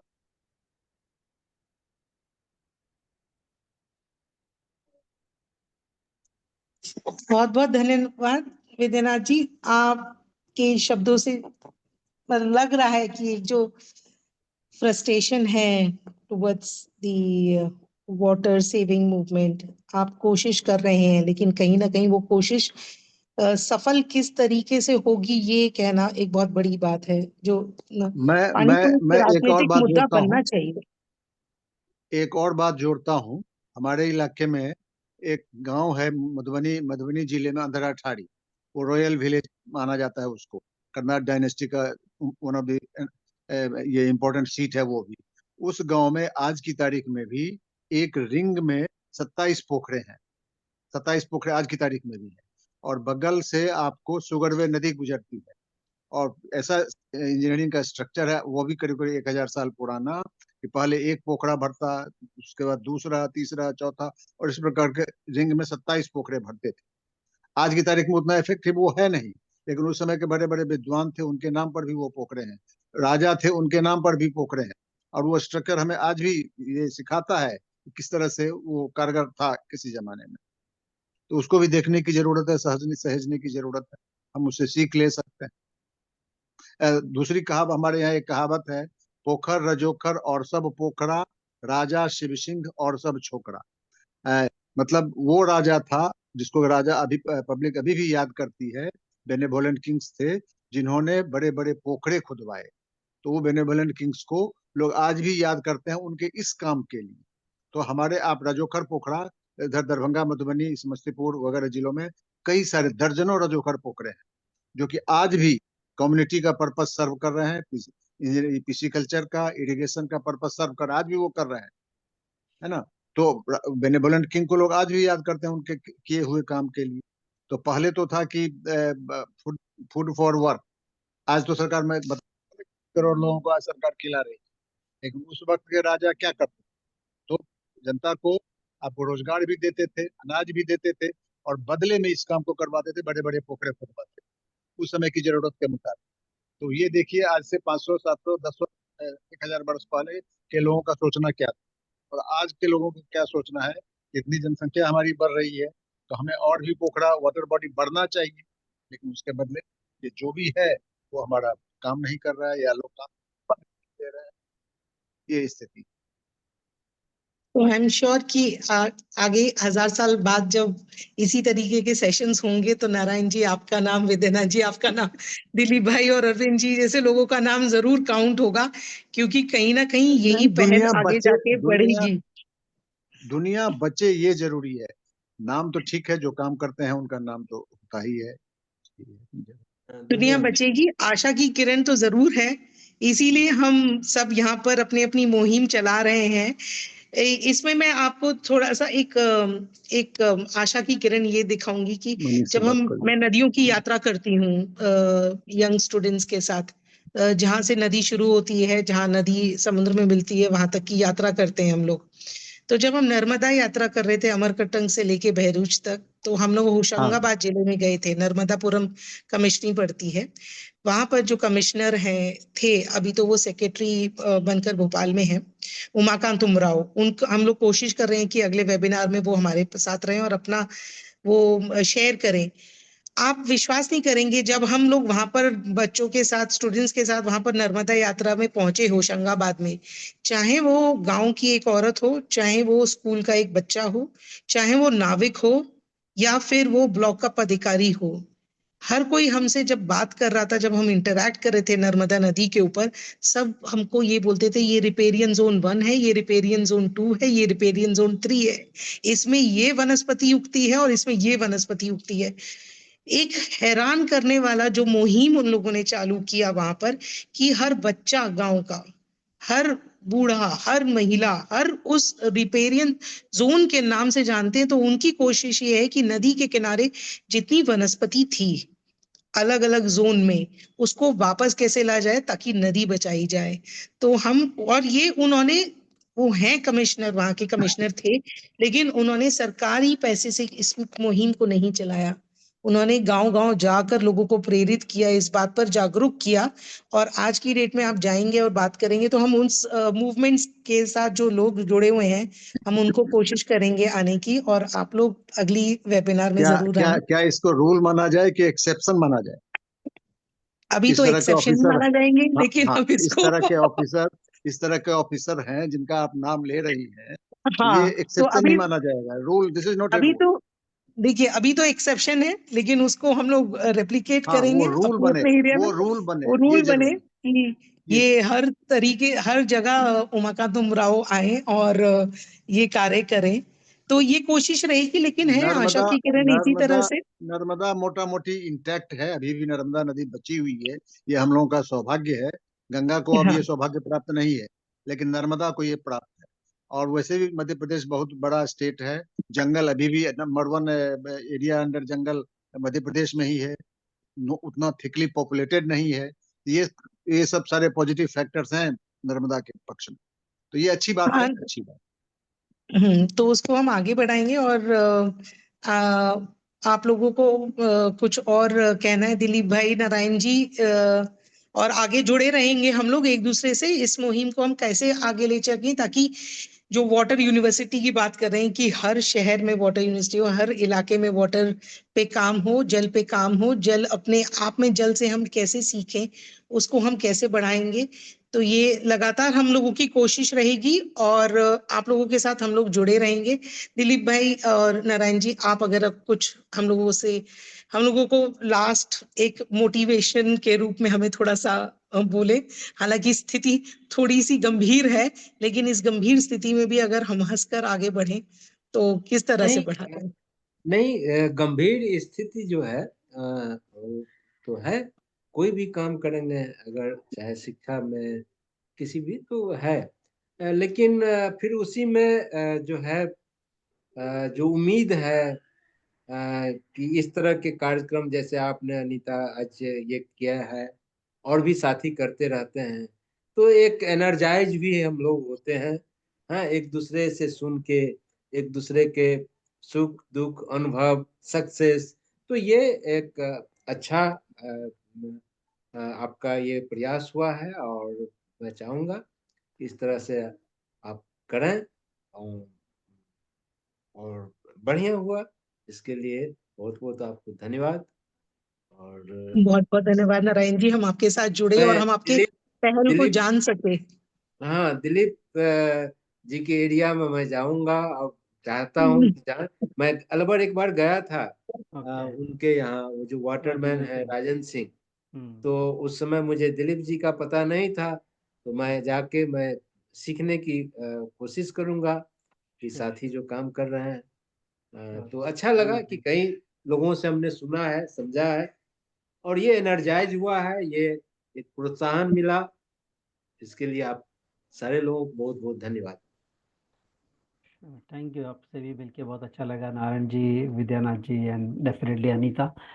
और क्लोजिंग में मैं खाली ये चाहूँगा कि जब तक हम ये GDP as a measurement tool रहेगा ग्रोथ एंड डेवलपमेंट का, तब तक हम गलत डिसीजन लेते रहेंगे। तो कहीं ना कहीं वो टूल को बदलने की ज़रूरत है। नहीं तो साइकिल में जीडीपी 5,000 का होता है और गाड़ी लेने में 5 लाख का और गाड़ी ठोकने में 10 लाख का। तो अगर जीडीपी मेजरमेंट है तो गाड़ी ठोकना लेके 10 लाख का जीडीपी होगा, नहीं तो साइकिल में 5,000 होगा। सेम चीज़ पानी का भी है। अगर मेजरमेंट्स हम सही लाए, और I am sure because GDP या कंज्यूमरिज्म कैपिटलिज्म लास्ट 200-300 साल की देन है। शायद अगले 100 साल 200 साल में कुछ एक बेटर मेजरमेंट आएगा जिस पे हम काम, पूरी दुनिया दौड़ेगी। एंड आई होप वो नया मेजरमेंट कोई ऐसा हो जो पूरे इकोसिस्टम को, चीज को ध्यान रखे, पानी, जंगल, जमीन को। तो बहुत अच्छा रहेगा और उसी कोशिश में लगे हुए हम सब। और अच्छा लगता है जब बहुत सारे और लोग मिलते हैं जो सेम कोशिश में लगे हुए, which is counter to the currents, but या अपना काम है, हम करते रहेंगे। तो thank you so much everyone, धन्यवाद। बहुत बहुत धन्यवाद हम लोगों से जुड़ने के लिए। और आगे हम इसकी रिकॉर्डिंग इंस्टाग्राम पे, सोशल मीडिया पे आप शेयर करते हैं ताकि और लोग भी जुड़ेंगे, तो आपके पास शायद और लोग भी आएंगे आपसे जानकारी जानने के लिए। बहुत बहुत धन्यवाद हम लोगों के साथ जुड़ने के लिए और अपनी प्रेरणा से हमको प्रेरित करने के लिए। धन्यवाद नारायण जी, धन्यवाद देविका, बाकी सारी सदस्यों को भी बहुत बहुत धन्यवाद। धन्यवाद।